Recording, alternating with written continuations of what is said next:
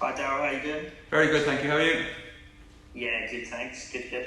Obviously, start off with the season coming up this weekend. Finally, it's probably going to be the strangest sort of season you've been a part of as a player or a manager, really. Yeah, I think it'll be the strangest season for anyone who's a manager or a player, to be honest. After the time off, the long pre-season, not knowing when we were starting really, with many difficulties with that, and obviously going back to going into stadiums with no fans. So it's going to be very, very, very different, but I think it's something we've all got to get very used to very quickly. And obviously, like you said there, going back to stadiums with no fans, it's been a longer pre-season. I suppose it's going to take a few weeks to adapt to playing in front of no one and sort of getting used to it and finding different ways to motivate yourself. Yeah, I think the players have got to be motivated by themselves anyway. You should be anyway. Like you said, it's going to be very strange not having the home support as we normally have, or sometimes it is quite nice going away to an away ground who've got a hostile away following as well, which is quite nice to play in that kind of environment. We know that's not going to happen now. We have played in pre-season in games with no fans in the stadiums as well already, so we hope we're already used to it. And obviously across the summer, like you touched on, it's been a extremely long one and perhaps a longer pre-season, but I believe it's 9 new signings. You probably feel like the squad's much more your own than when you sort of come in halfway through last season.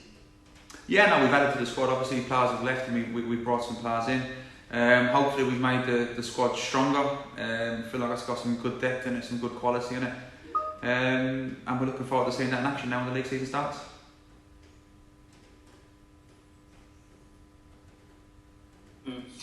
And obviously starting off with that long trip to Halifax, it's probably going to be a tough one considering they were up there last season and it's a tough place to go every year, really.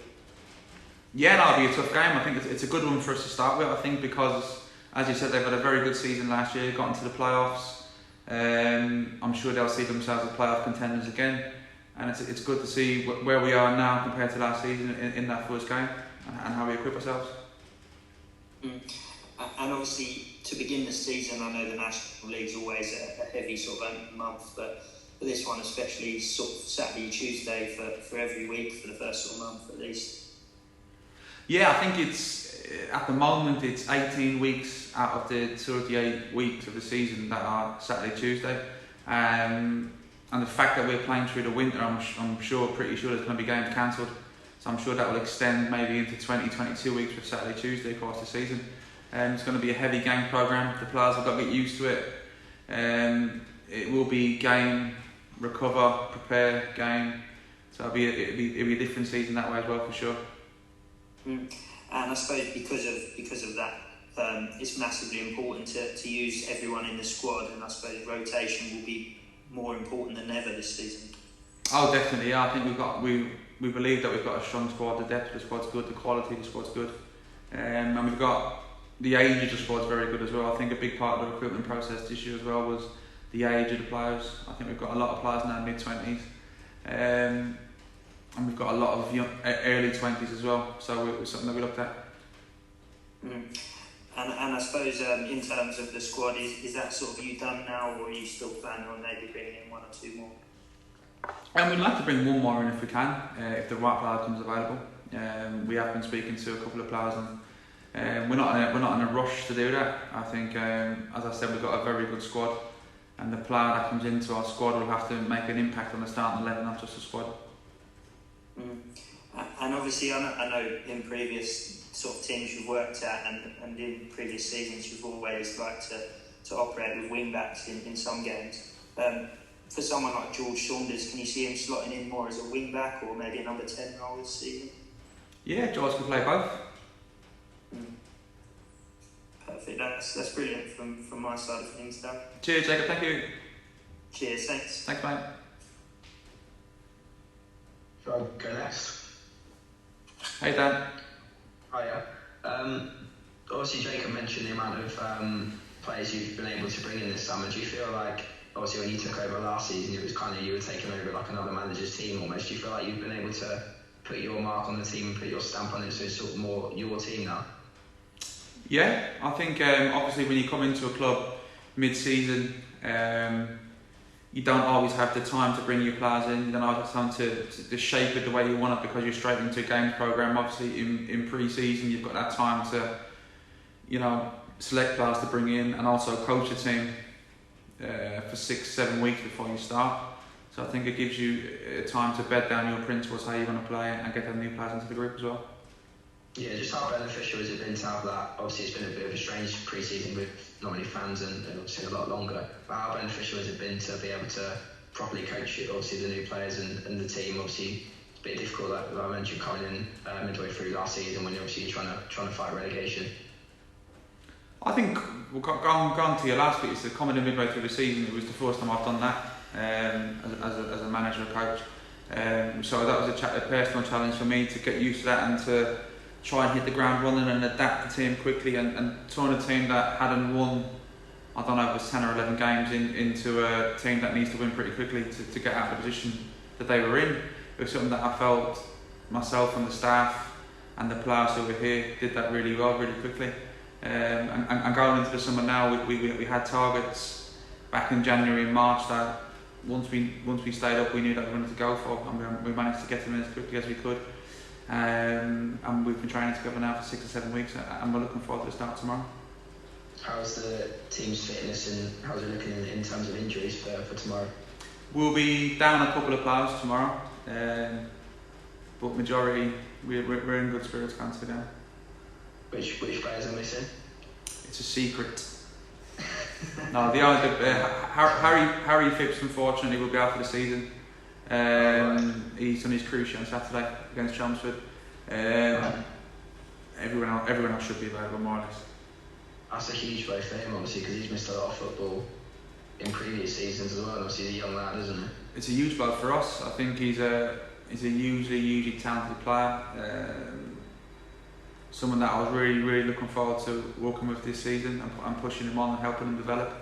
It's a blow, but he's young enough to come back from it. He's got a fantastic attitude. He's very grounded. He knows that the football club, we all love him inside the building, and we'll do all we can to get him ready and get him fit and fighting again as he moves forward. Yeah, you talked about incomings, obviously. In terms of outgoings, do you expect anyone to leave the squad? Obviously, Joe Quigley, someone obviously went out on loan last season. And maybe hasn't been involved too much in pre-season. Do you expect him to stay or to go? Yeah, Joe's available for transfer. At the moment, we haven't used him. We feel that we've got enough players in that position already. In McCallum, Clifton, McQueen, Brown, Balanta, even Weston can play up there. We have to do the striker as well. So we feel like we've got enough players in that position. Yeah, are you the sort of manager? Have you set any targets for the team before the season, or do you just like to see how you sort of start before you can set any obviously real aims? Our aims are to be in the top 7. I think we finished 17th last year, and it's a huge way from 17th to the top 7. It's a big distance to make up, especially when the teams above us, I think they've all improved their squads as well. We've had a massive change in our squad to try and catch people up. We've done a lot of work in the summer to do that, and hopefully we can do that. Yeah, obviously there's been a lot. I know the club, Steve Thompson has spoken a lot about the financial situation for clubs at the moment. How kind of difficult has it been, obviously, with no income essentially for the club to? Obviously, you've done well in the transfer to get those players in to challenge in the top 7 when obviously there are big financial restrictions on the club. I mean, how much more difficult does it make that? Yeah, it made it difficult. It's difficult for every club. I think there's been loads of signings by every club in this league and leagues above. I think clubs have found a way to sign players. We've all got clauses in contracts now regarding if anything happens again with lockdowns and pandemics that financially will protect the football clubs. We're grateful that we were able to recruit who we wanted to recruit as quickly as we could. The players we also signed, even though we signed them early, the contract didn't start until we started pre-season. So we haven't been paying them the whole time we've had them, which was a help as well. But no, it's been difficult for all clubs, including our own. Yeah, how important is this financial package from the government, do you think? I don't think the details have been properly finalised on it yet, but it seems that there will be assistance. Do you think it's far enough for clubs in the National League, and how it vital is that? Do you think that there is help available? I don't know what the package is, to be honest. Now I don't know what the finalised it. Yeah, I don't know what the numbers are. Obviously, the National League has been satisfied with what they've heard so far from the DCMS and the government, or else we wouldn't be starting tomorrow. I think we obviously need assistance. All the clubs need assistance. You can't go from having gates of, I know there's different varying gates in our division, to having, you know, the biggest club maybe Stockport and Notts Counties, and Wrexham's having 5,000-6,000. Our teams that get, I don't know, 500. We all depend on the people that come through the gates. As well as that, we need, on our football club, we use the facility here at the stadium 24/7, and now we can't anymore. So we've lost lots and lots of money because of that. So I think we all need assistance at this time. Nice one, thanks for that, Daryl. Cheers, Dan. Thank you. Cheers. Hi, Daryl. How you doing, Hayden? Good, thanks. How are you? Very good, thank you. Lovely. I want to touch on the point that you raised there with Dan about being able to bring in more of your own players. Can we expect to see a bit of a different style to when you were in charge January to March? Not really. I think we'll be aggressive on the front foot. All the stuff I thought we brought in January to March. I thought the players that we coached and managed in that period of time were terrific and worked really hard to take the club away from the position we were in, up the table a bit. And we look to be better than what we were then, but a similar style. And are you happy with the way the new signings have gelled into the squads during pre-season? Or do you think it will still be a work in progress during the first few games to get the setup just right? I think when you start a new season, it's always the same. You know, how many teams hit the ground running? Not many. You know, it's up and down certain times. I don't think that's because you've got new players. It's just the way it is. Sometimes people are getting back into their rhythm again. Sometimes it takes players a little bit longer.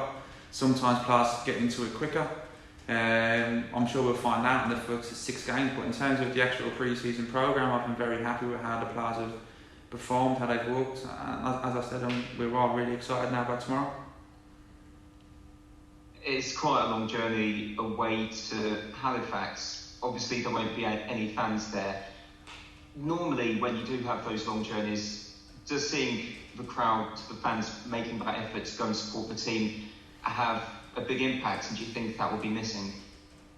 Yeah, of course it will be. We'll miss that all season, but we can't. Us as staff and players, we cannot affect that. It is what it is. It's going to be the same for every club, and we have to get over that very quickly. Starting at 3 o'clock tomorrow, and we know that. I'm sure the fans will be watching on the stream. I'm sure they'll be listening on radios, etc. to us, and we're well aware of that. And hopefully we can get a good result for them.